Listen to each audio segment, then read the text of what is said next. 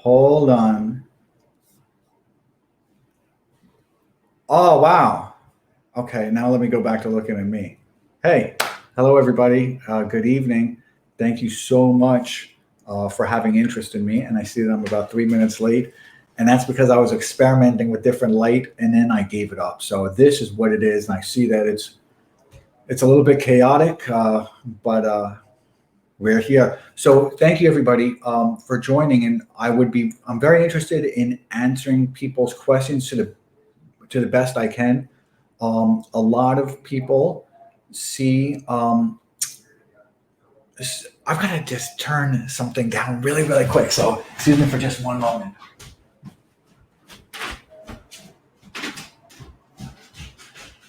Are you serious?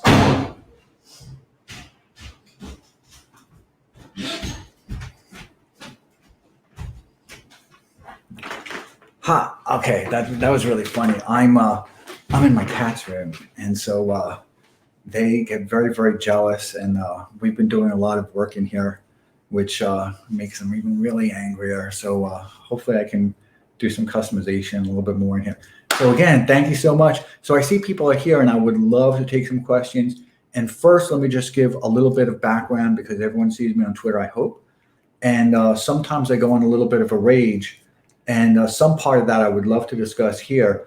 And that's because when I'm doing my own forensics, I'm looking at timelines, or I'm looking at this, or I'm looking at that. Particularly, I think when I look at timelines, I get a little bit upset. I have so far about 20 different timelines, and I can see kind of the way the way they're presented. I think in the last Periscope I discussed that China has just completely dropped off the timeline map in terms of their failures.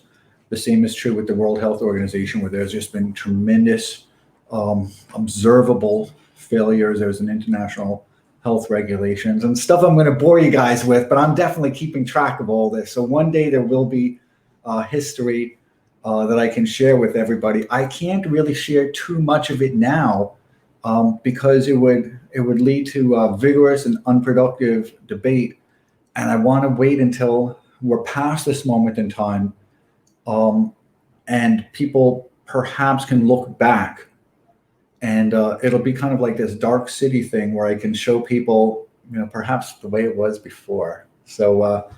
And if I can't, that's fine. I'm certainly not going to use this as a means to persuade people of what was good or what was bad or what I liked about the way it used to be or what I didn't like about the way it used to be.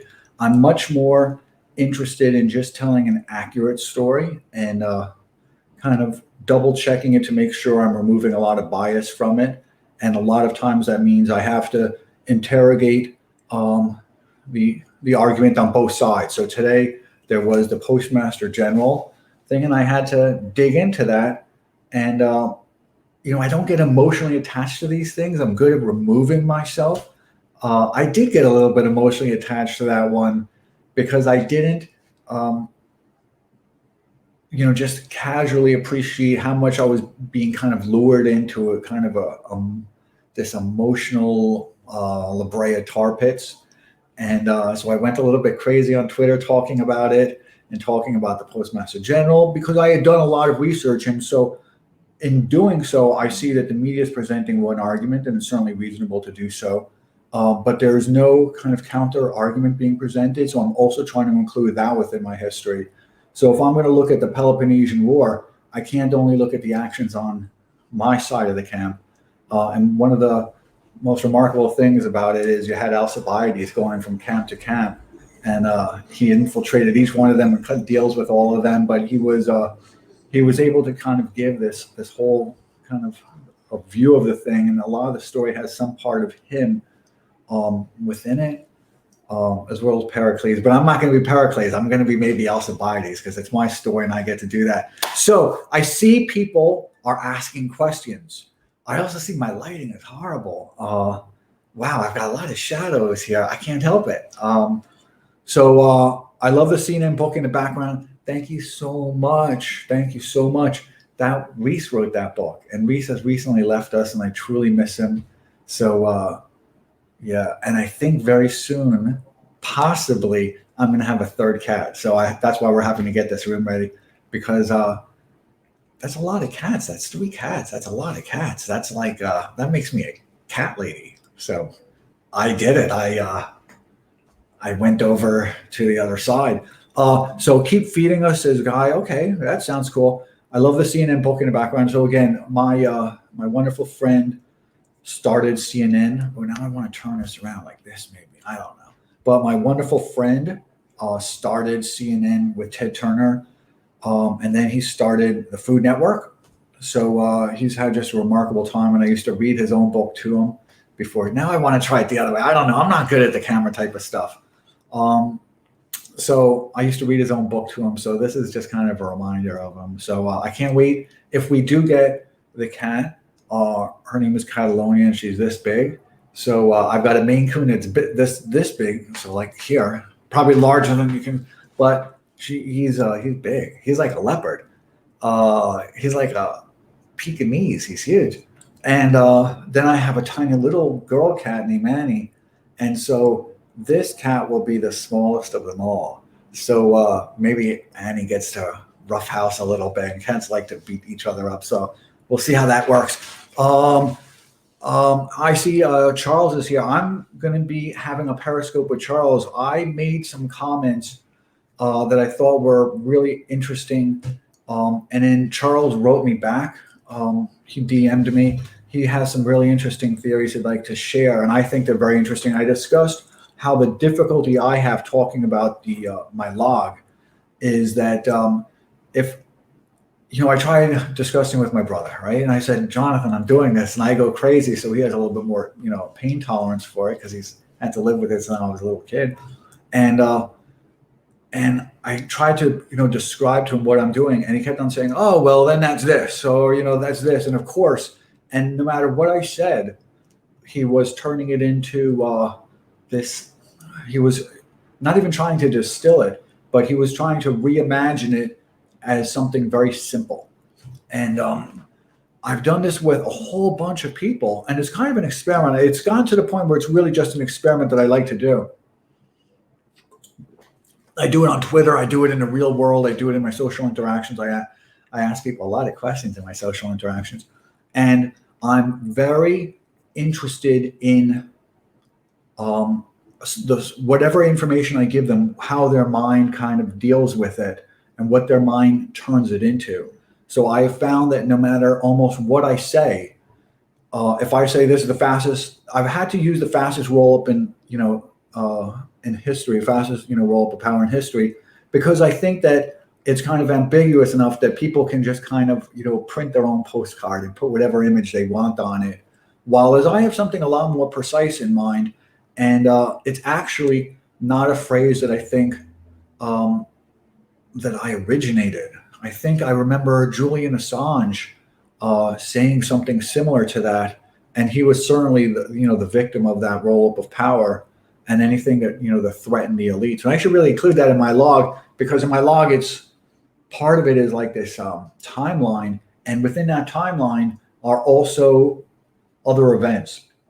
So for the last 3 years, you can see kind of the episodic nature of things, and they're almost like pulses, right? They're pulses. It's really interesting to watch, but you can only see it. Oh, now I don't like the way I'm looking at this. I don't know. I'll figure it out. But let me try it like this. No, I don't like that either. Okay, so it's almost like pulses. It's episodic. It's really interesting to see, particularly when it's on a timeline, and particularly when I've got Amazon stock kind of benchmarked behind it, and it's really interesting. So I also like to describe it as Dark City, because that's again an easy postcard. If somebody's seen the movie, then they understand this kind of concept of identity. So that's it. Does anybody have questions? That'd be awesome. How about your cats joining the Periscope? I would love that. Himmy, if my cats were to join the Periscope. So Himmy is the Maine Coon, and he's got a lot of hair, and he loves me, I think. But he really loves Nancy. He's in love with Nancy. So Nancy's the one who feeds him. So he adores her, and he kisses her all the time, and they're like best friends. And I'm the one that has to clean him sometimes when he's like soiled himself, because he's got a lot of hair in the back. And so I'm that guy that like he runs away from because he thinks it's like go time for his butt again. So I'm not his best friend. Annie is the other cat. I love Annie, and I would love for her to come up here. She squirms a lot, but that's Annie. She's awesome. Do cash transactions survive Corona? No, no. Cash is done. We've all seen cash kind of fading away. I mean, we all recognize what was happening with cash, and let me kind of clarify that cash is still going to be available, and I think there's more big bills in circulation now than ever. It's just that you're not holding those big bills, right? So there are definitely big bills being printed, but it's a matter of who's holding them, and it's kind of interesting. So I do think we're getting into almost a caste system, and part of that caste system that I've tried to describe, and again, it's a postcard I'm giving it, so it's kind of easy, but it's much more comprehensive. If I can have about 5 months of your time, I can really describe it really, really good. Um, so cash is certainly an element. The elites are definitely getting their wish list. Everything they wanted to do, they now are doing unabated and without any type of moral constraints. Perhaps they think that this is. I've always thought that that these new people are kind of nihilists, and I think Posobiec once observed that as well. I've thought this for years, that the old elites at least had some humility and some humbleness to them. These people are brutal, and they're not good with other people. So there's also that element to them that so a lot of them don't like people. So where is Annie? Somebody says, Annie, I don't know. She's hiding from someplace. The only time I know exactly where they are is when I give them those treats, whatever they're called. It's like crack for cats, whatever it's called. I'd give you 5 months ago. No, no, no. My log, and I really want to take some questions. So if people can ask me questions about this now, that'd be awesome. My log is not going to be released until around 2021, early 2022. And I've already figured out how I'm going to do it. It's going to be really interesting, but I've got to make it interesting for the person who's interested in it.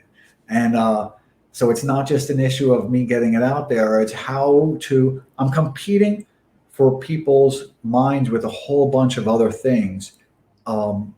So I can't just release it in bits and pieces, just like Thucydides didn't like release his histories of the Peloponnesian War kind of daily like the New York Post.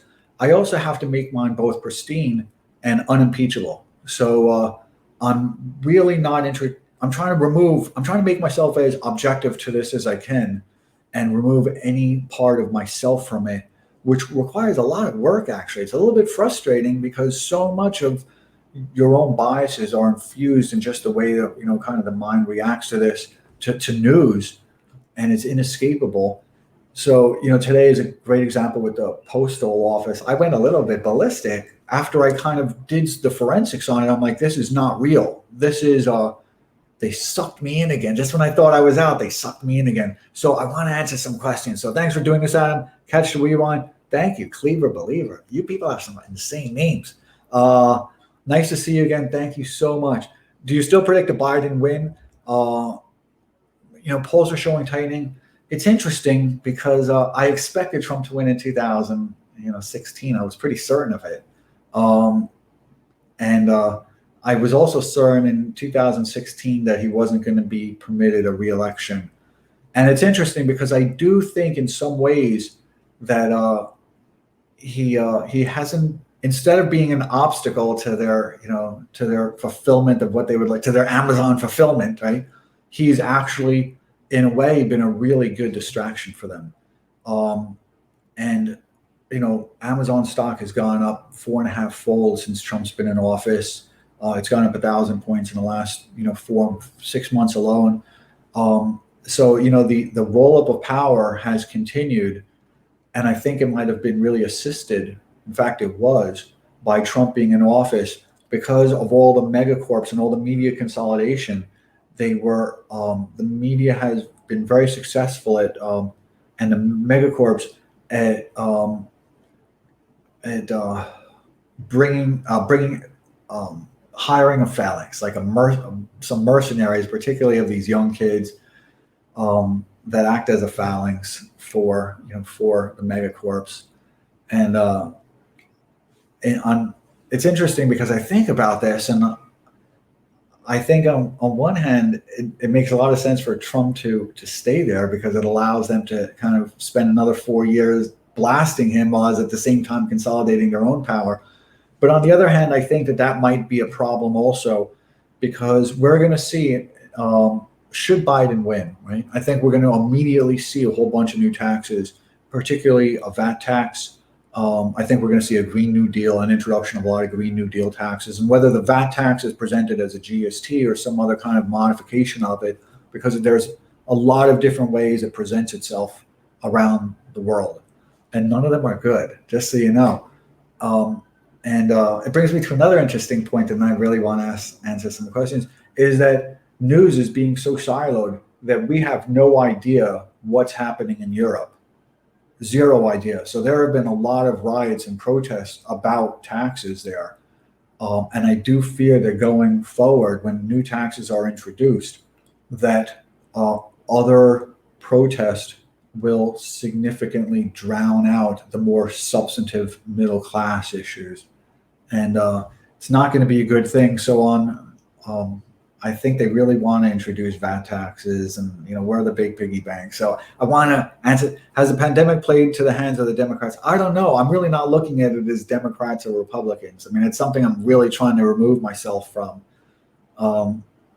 And part of the, I guess maybe the enjoyment of what I'm writing is I get to not be into politics. I get to really.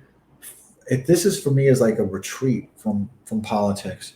So I get to disengage from politics, and every kind of inflammatory thing that I say on either side of whatever it is, I can put it away. I can file it away and just put it into my log, and then and then just observe it.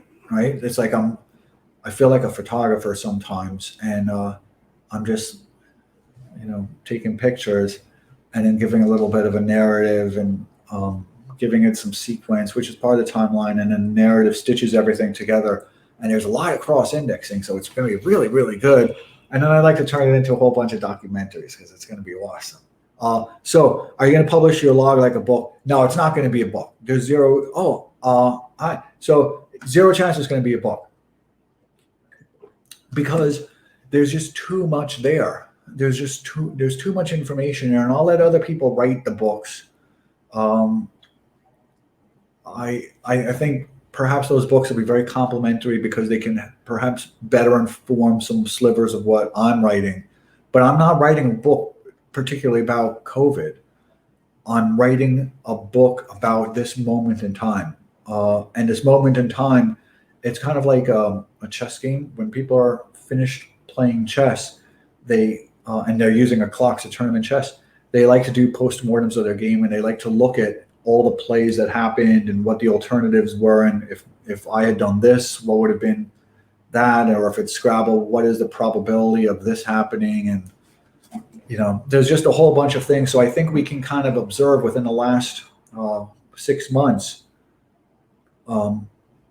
really kind of I don't know, whatever. Let me just keep going. So the answer is no. There's no way it's going to be a book. It wouldn't be a fun book. It would be 17,000 pages. Right now, it's really, really big. I mean, the one I'm working on right now is face masks, just as both a chapter and a timeline.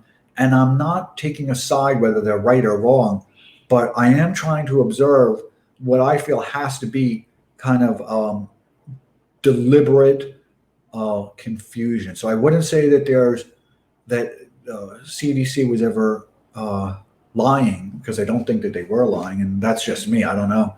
And again, I'm just writing, so I don't want to really characterize it too much. So I don't think they were, different agencies in the United States or in Europe or whatever it is, in China, whatever.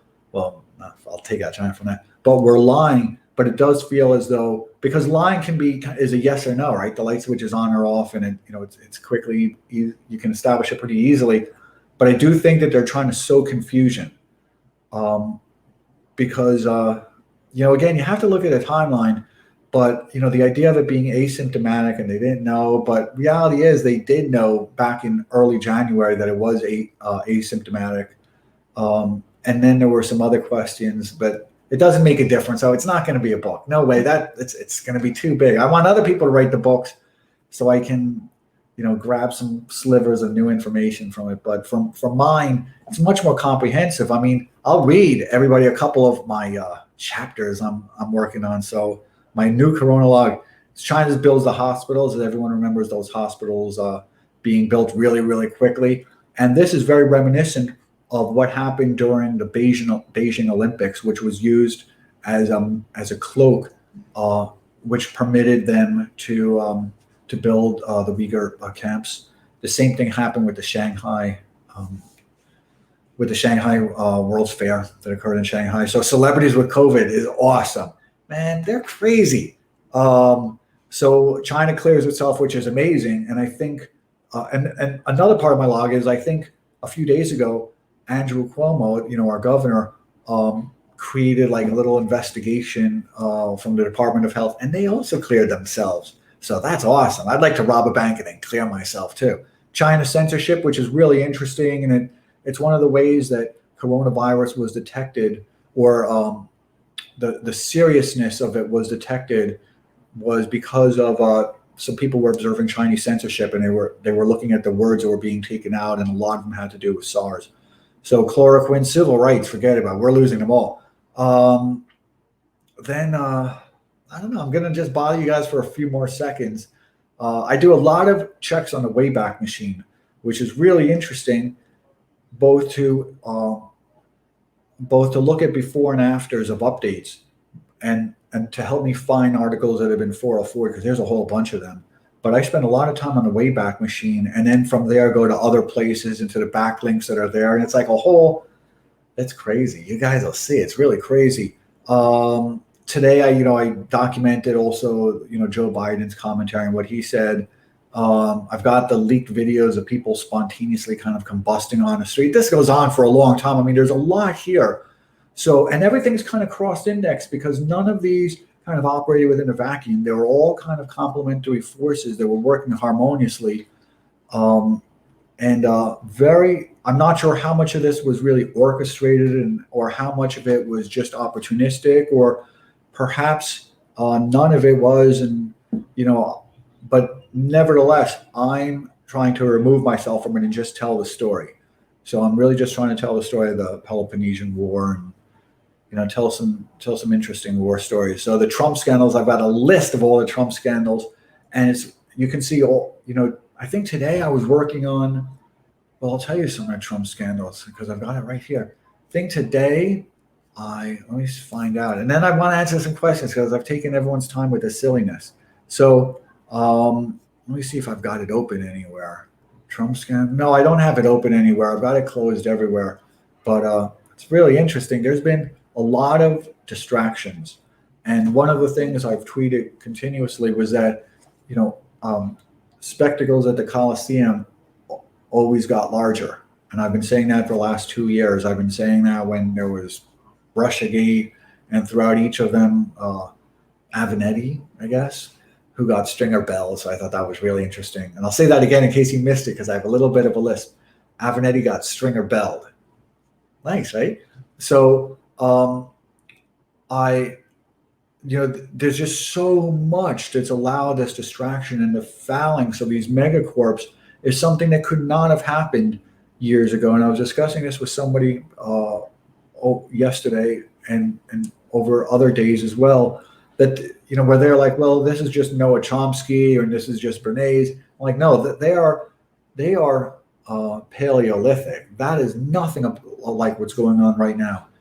The behavioral sciences have advanced so much. And now that you've got 5 or 10, 15 corporations that own everything on the West, and similarly in the East, there's just a lot of transformation going on. And again, part of my log is I want to capture that transformation, so that it's kind of like a dark city, so I can show you the way it was before, and it's kind of like a matrix, or being in the matrix or not. There were two kind of coexisting universes, And so I want to show you Earth and Earth Prime. It's really interesting. So it is really interesting. I don't know. I was going to say something else, but then I forgot because I talk a lot. Constant doom and gloom bombardment creating learned helplessness and populace. Yeah, well, I feel bad for kids today because my childhood had so much more optimism than these kids are being permitted today. And I think a lot of us growing up had places we could retreat to. We could retreat to libraries, right? A lot of us, would hide out in the libraries, or our parents had books, or sports, or some other type of physical activities, or the choir, whatever people did. Those retreats have all been foreclosed on. So the only retreat we're going to have left is our own mind, and until they can figure out a way to infiltrate that. So superorganisms, I see somebody says, okay, constant doom and gloom bombardment. Oh yeah, it's really bad. It's a bad thing. We are killing these kids. And I think I read a lot of studies, actually pretty recently too, because I recalled studies that have been written about ideal consumer behavior, and a lot of that has to do with despair.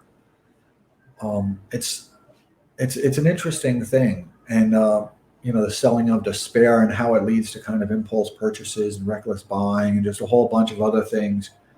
So if you think the world is going to end tomorrow, then you're probably going to buy that iPhone, right? You're not going to buy the Facebook stock. We have too much food, water, and shelter. Really interesting and super depressing. Oh, stop! This isn't depressing at all. If you think this is depressing, no way. No, not depressing. I am very interested what's going to be on the other side. So I do think we're seeing a transformation. I've expressed this before. I call it our people operating system. So if we're nostalgic, we're going to hold a little bit too close to us the way things were before, kind of constitutionally and all these other type of things that really have collapsed of their own weight. And I think one of the things that we saw recently was Antifa protesting in DC and Georgetown itself. I thought that was pretty cool, because clearly we're seeing the phalanx being directed against the political elite, and what's going to displace them is the Amazon elite. So going to as we progress within this, you are going to see a lot of displacement and a lot of transformation, and there's it's perhaps more immediate that Twitter and social media is a more efficient plebiscite than having to wait for Congress to convene and to legislate. It's just a quicker referendum that can be done. The Facebook, social media, the megacorps are interacting with the electorate with much more frequency, and perhaps even more with more genuineness, maybe. My experiences with Google, honestly, and I'm kind of anti-Google, but have been really, really good. The same is true with Amazon. While as I know all the politicians, I've got all their telephone numbers, and it's not what it used to be. They're much more distant than they used to be, much more inaccessible. I don't know. So, spiritually, is there anything we should be doing to prevent this change, or worst case, prepare for this change? Well, I think that the change is already here. It's just I get a chance to kind of pull back and look at it, while as a lot of people don't, because they're so enthralled with what's going on. And I started this kind of journey I'm on. Actually, Reese was part of it because I couldn't get a chance to visit Reese, and I was really pissed off. And my sister was having a small asthma attack the same day that Trump was doing a press conference where he's announcing a collaboration with Google, and the media so misrepresented what he said that it was insulting to me, and I don't like being insulted, and I pursued that like Javert, so I went crazy on it. Is there such a big roll up of power? Why are you so bullish? Because for the last 60 years, we've seen the defragmenting of power. Right now, we're just I'm sorry, we've seen the fragmenting of power. Right now, we're just seeing the defragmenting of it. And I think I've described it before as an oscillating universe.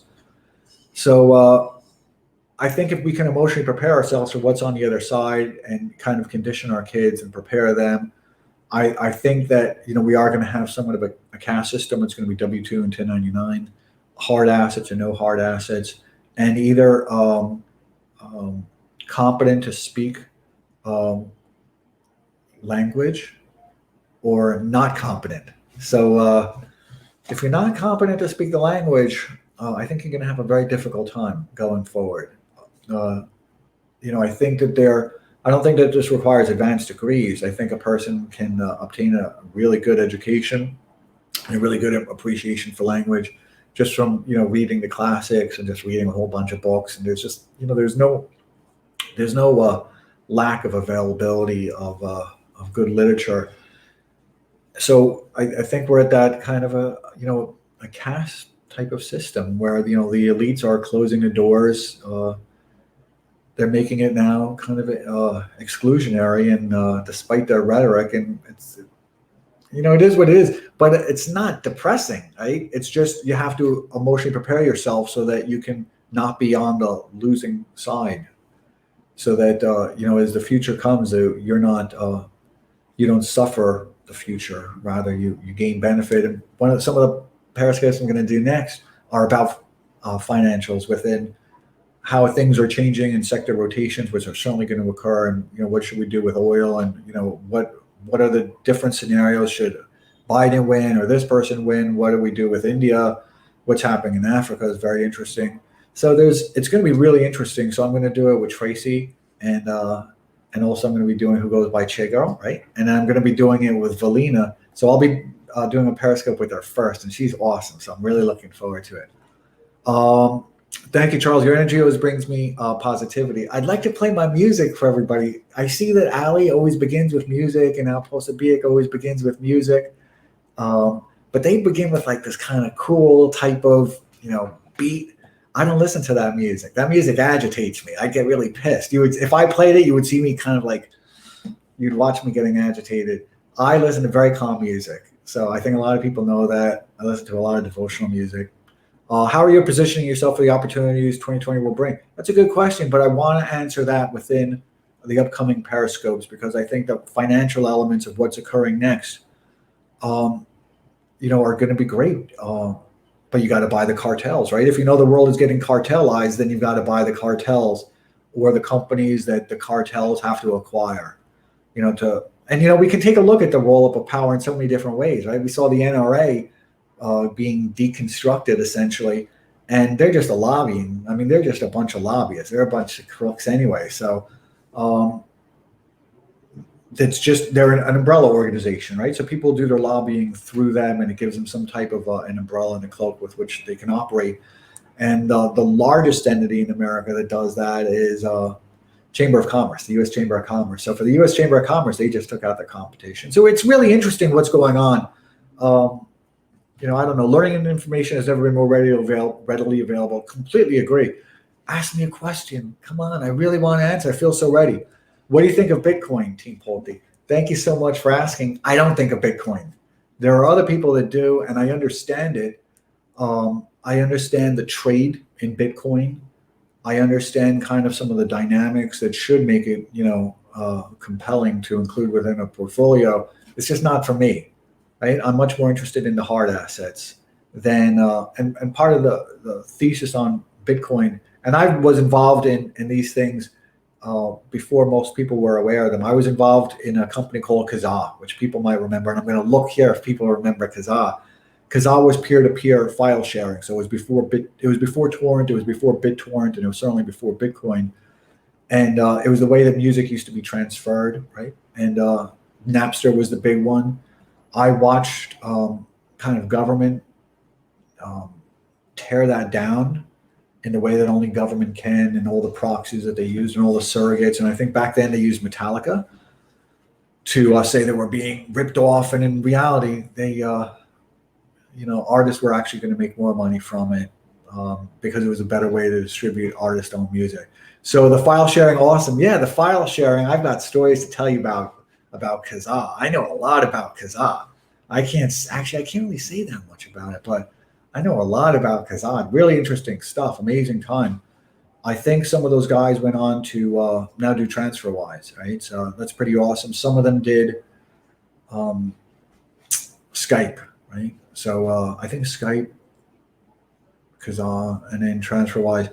So I was a little bit involved with Skype also. So I think that's pretty cool. So I think that what happens with Bitcoin is it becomes it becomes, so there's going to be two types of currency. There's going to be hard assets, gold, things that have no memory, gold cash that you can kind of put away.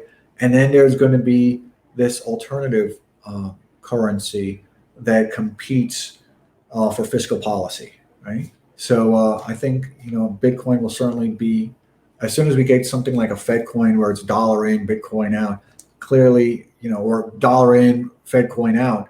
I think we'll definitely see, the secondary coins all do well.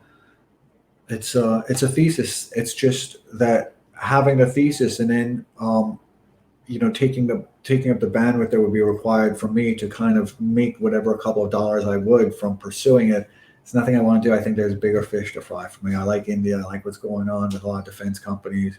I think it's a better allocation of my time and money. So do you think we will see inflation, hyperinflation in the near future? I don't know, because a lot of the internet has certainly reduced some of the real pains of inflation, and I don't really know. I mean, I read other people, and I'm certainly not an authority on it, so I don't want to misrepresent what I can speak of with any competency. And certainly, inflation is not one of them, right? Do you expect a high inflation from all the easing by the Fed? I can barely spell the Fed. I subscribe to the Substack from Nathan Tankus, and although I can't say I'm a fan of all of the social policy that he proposes, some of the writing he's done on Fed operations and Fed complexities is amazing. That guy is super awesome, truly super awesome. And then just when he says, so let's have UBI, then I kind of, turn down the volume a little bit. But the guy is awesome. So how about a second U.S. currency that would function as a UBI? We're definitely going the route of a UBI, and I'm not happy about it. And I think the consequences of it are going to be just horrific.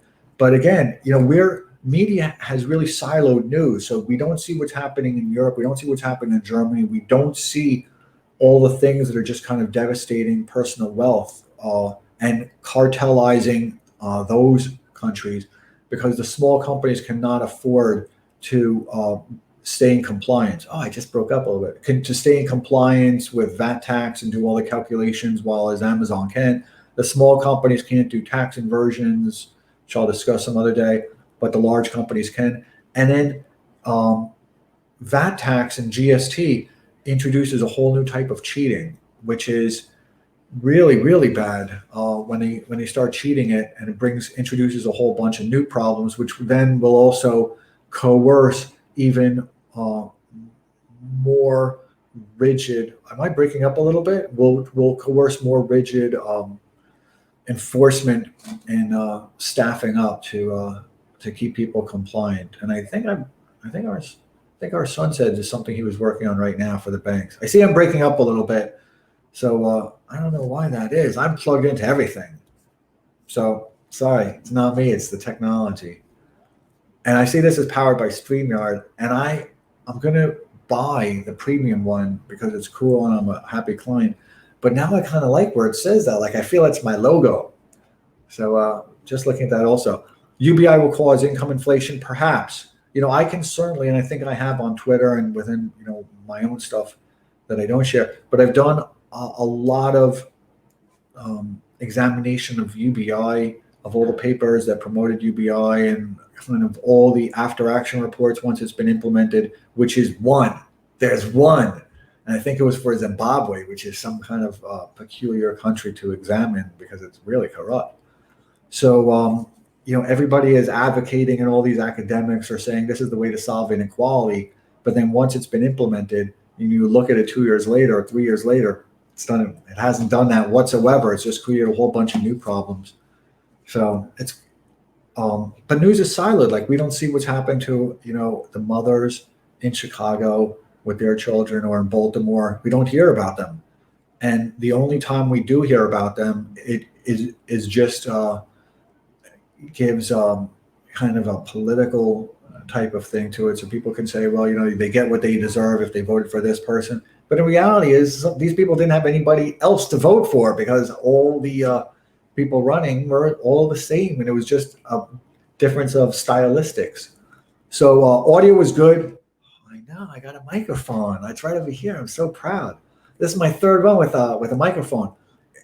Is residential real estate in a bubble? It definitely depends. I can only speak with authority of within markets that I know and what's happening with them. And I can say in New York, it's certainly not. I think we're going to see a continuation. New York is a premium product, and it's also, these things are very regional, and there's a lot of municipal considerations to it because of different laws that include, about evictions and how long you have to do it, and a whole foreclosures and a whole bunch of other things. So Peter said something, and somebody else, how does one remove emotional engagement from the election? I've done it. I can only tell you how I've done it. So when you say how does one, I'm that one. I can only tell you how I did it. So it's really important that you not let them win, and really important, and that you not allow yourself to get emotionally engaged, because once they have you, they're not going to release you, and it's just going to be continuation. It's going to be this horrible, terrible soap opera that's, if Biden wins, it's not going to end. It might even accelerate, because now they've got to squash the dissent from the middle class. So they've got to have this oppositional force, which is going to be more protest and, to drown out the more legitimate one. So the elites are doing a very good job of substituting, what did I say? Substituting or swapping, maybe, I guess, of swapping economic for social issues. So they're hoping nobody notices the difference between economic power and kind of the social currency that they're just dispensing out like it's nothing. And while at the same time they're kind of taking away all the people's financial and political and economic currency. And it's going to be interesting. So I think the protests just continue. So you asked, how do I remove myself from it? I like being the observer. I truly do. I like kind of feeling like a disembodied intellect, except at those times when I'm not. Like today, when I was like, this is BS about the post office. I was like, this is just another instance of agitation. So I fell for it today. But usually I don't. Sometimes I do when I look at timelines, and you'll see me on Twitter saying, hey, X organization, you seem to have neglected, China lied about this, and who failed to do this article, blah, blah, blah.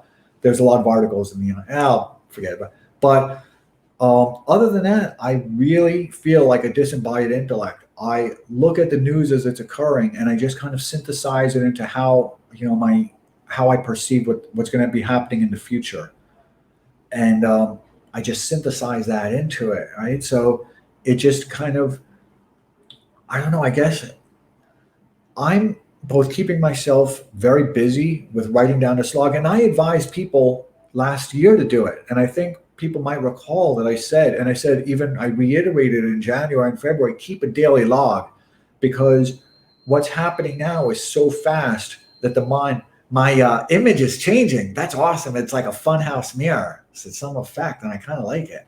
But what's happening is happening so fast that your mind cannot comprehend what's happening.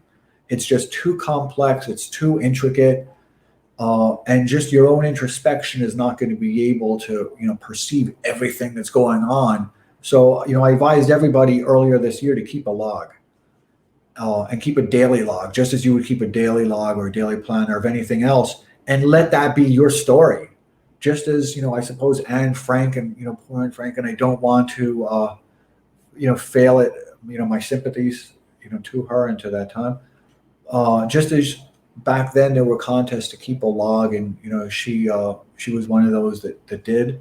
You got to keep a log, because we're going through our own type of a war, and you've got to be able to tell your story. And that doesn't mean that it's going to be horrible, and there's the consequences when we get to the other side are going to be everyone gets slaughtered. I don't think that's the way it's going to be. I think the country's going to be in fine shape. It's just going to be much different.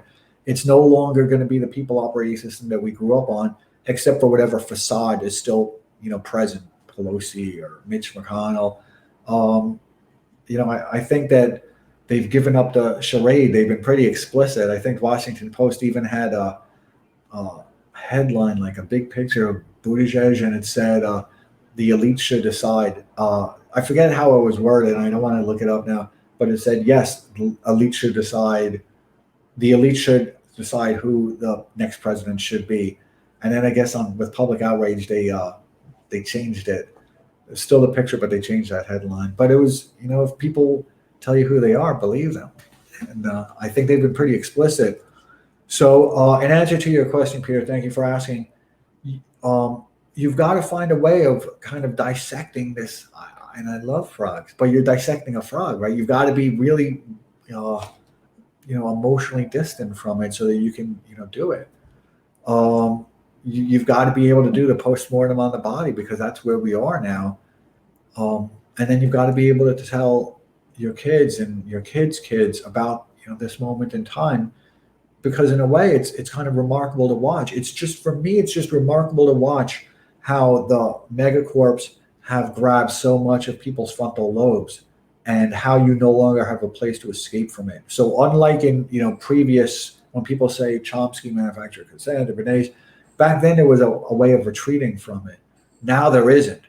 And now the fact that they've been able to kind of be so intrusive into I don't even know that's the right word, but they've got everybody so entangled in all this. Everywhere I go, when I'm outside, people want to talk about politics, or I'm overhearing people talking about politics. And a lot of times what I hear is wrong, but I don't want to argue it.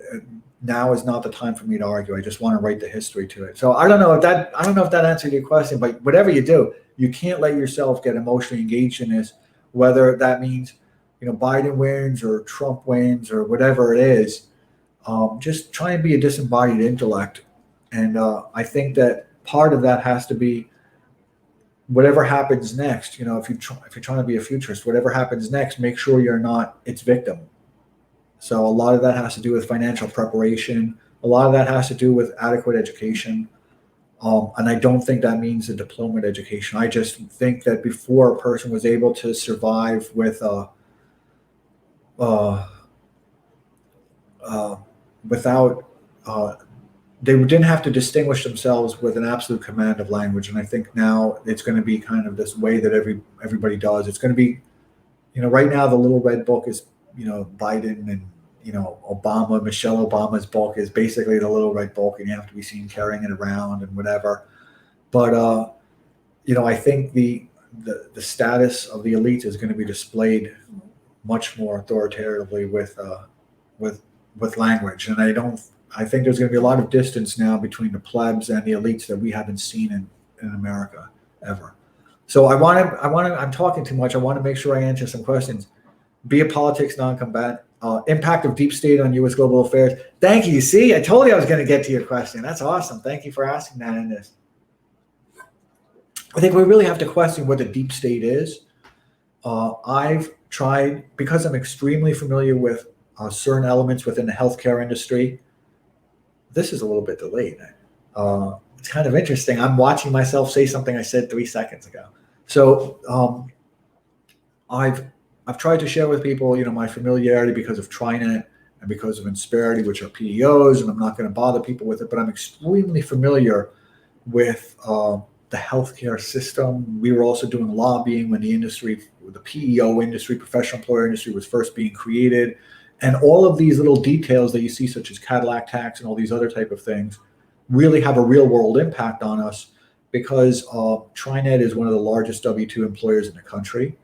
Insperity is also one of the largest W-2 employers in the country.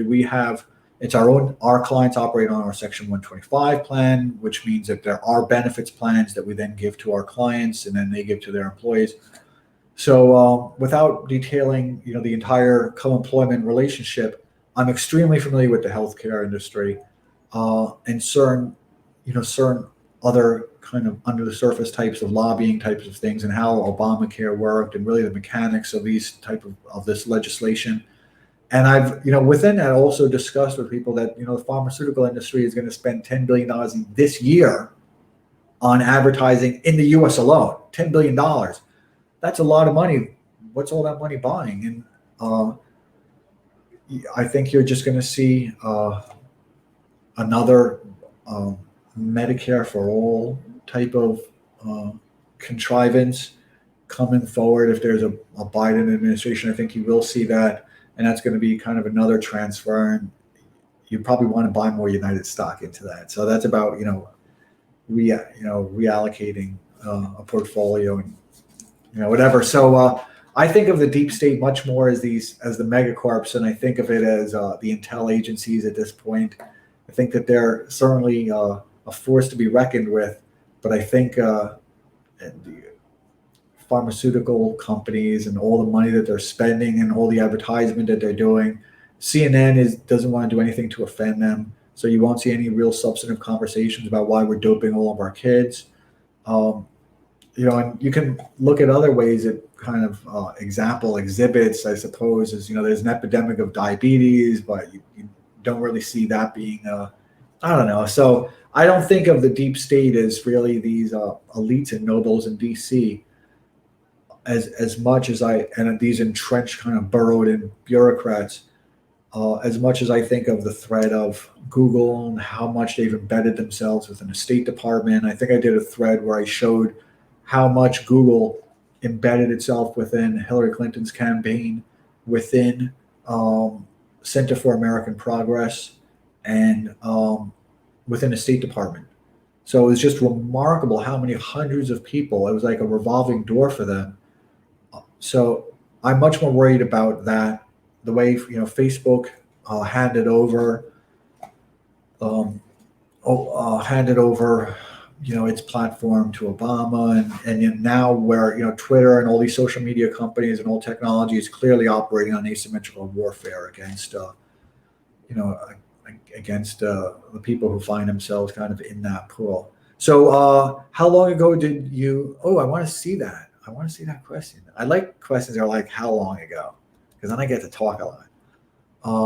And then what's your thought on hydrochlorine? I have no thoughts on hydrochlorine. I'm not trying to present myself as an authority and as a person who can contribute any information to support or not support chloroquine. That's not my battle. I'm not engaged in that battle. I don't want to let myself be engaged in that. Rather, I want to observe that there is a battle, if that makes any sense to you. So again, I want to be that guy kind of on the on the shoreline watching the boats fight each other. So be a politics non-combatant? Yeah, sounds about right. Look, I'm sweating so much, right? Every company should consult a good futurist or historian. Oh, did Brian say that? That's awesome. I love his feed. He's awesome. Let me just see. I want to see. There's some more here, and I want to. Nancy loves Florida, by the way. Pizzonis said, "Good idea." I missed his idea. Brian doing a scope with Adam would be awesome. Yeah, he's awesome. He truly is awesome. I'm a big fan of his. So I want to make sure I address everyone's questions. Insulin resistance is the catalyst for most disease processes. Yeah, look, I'm not a doctor. I've got no opinion about anything that's going on. I wanted to have this Periscope so I can kind of share a little bit about my own thoughts on what meaningful resistance is for people. And I think meaningful resistance is just right now just kind of not complying, that much. And meaningful resistance is not permitting yourself to be engaged in a soap opera. It's going to destroy your life. It's going to destroy your kid's life. This is nothing that will ever let you out. Once you're sucked in, you're not getting out. So my exit was this log, and I was going to start a log in 2007, middle 2017 anyway. And I did have a log in during Trump's run, because I thought a lot of things were going on that were interesting. How much of this transformation will be technological? It's interesting. I was listening to a lecture yesterday, I think, from Neil Postman, and it was 30 years old, and the guy was spot on. It's amazing how much foresight he had into technology and how much it will disrupt kind of operating systems, including political operating systems. And wow, he was right. I mean, there's a lot of people who had done their own observations about what was occurring. And my thing is still breaking up, so I apologize. It's not me. I'm good. It's not me. And hopefully everybody can hear me good, so I'll just keep talking. Can everybody hear me good? Okay, now it's back to normal. So Neil Postman, there have been a lot of people who've done a really good job of observing all of this type of stuff. So I don't want to make myself unique. I mean, he said some amazing things 30 years ago. He was talking about technology. David Bowie was talking about the internet 20 years ago. He was saying how much will change us, and I think it's going to continue to change us.